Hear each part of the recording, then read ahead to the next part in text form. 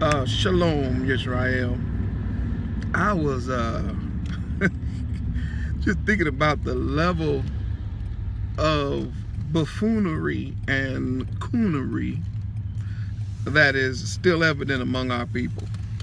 It's it's uh it's at a level that is really off the chart. I mean, for those of you who don't know buffoonery, it means, being a buffoon, being a clown, and being a coon is what's considered to when you're a Hebrew Israelite and you unconscious of that fact and you think that you're just a step and fetch it or some kind of black Sambo or just a grown man that they call boy. Then it makes you always want to like bow down to the powers that be. And it's incredible to watch history repeat itself. As soon as the Israelites, the leaders of the tribes of Israel, got the decree in the book of Exodus, Shemot, chapter 5, when the decree came down from Pharaoh that they were going to have to continue to make brick, but this time they would have to gather their own straw, and the people were going to have to really just use whatever they could find, which was not even real straw, it was actually stubble, and that the tally of bricks could not diminish. They turned on Moses. They told Pharaoh, they was like, hey man, you telling us to make bricks and we got to go get straw, we can't. So what happened was this. If you go back and read the text, what happened was this, and it's the same historical thing over and over again.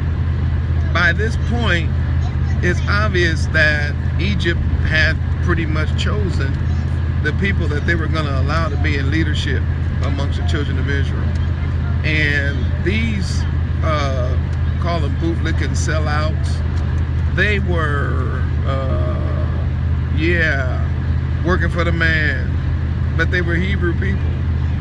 And they were the taskmasters, so they would put, you see the same thing going on in this captivity. That's why it's called Egypt again. That's the name of this country biblically, is Egypt again, because you see the same thing going on. You see that the taskmasters were chosen of the children of Israel, Ben Israel in the Hebrew, so that you know that these were people that were chosen to whip the backs and to beat the other Hebrew Israelites and keep them in shape, keep them right, keep them true to Pharaoh. But when the order came down from Pharaoh after having the conversation with Moses and Aaron, he said, man, I don't know Yah. Who is Yahuwah? He was like, y'all just lazy. Now, again, look at those parallels. Pharaoh ain't doing nothing but sitting on his behind.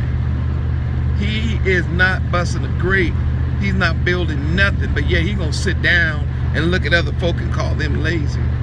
It's incredible. It's the same thing that goes on now.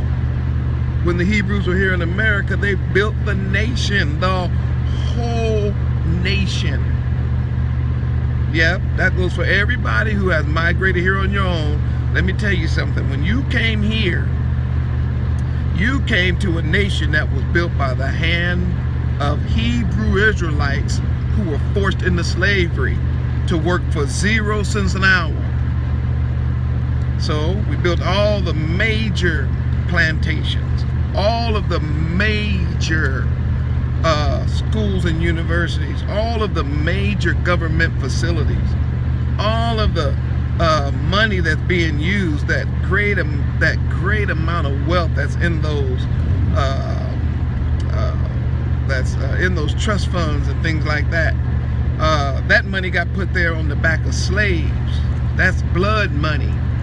And when you start looking at all these different establishments in America that have so much money, and they've had it for so long. If you go back in their history, you're going to see slavery in their history, which means it's blood money. It's money, blood money, that to the Most High Yah is going to be repaid. They're going to pay it back. You're going to pay for every dime. Every dime. But anyway, I'm digressing. The point is, it's always the one on the horse, the one with the whip, the one with the gun, the one in the tank, the ones behind a desk, calling everybody who's actually working lazy.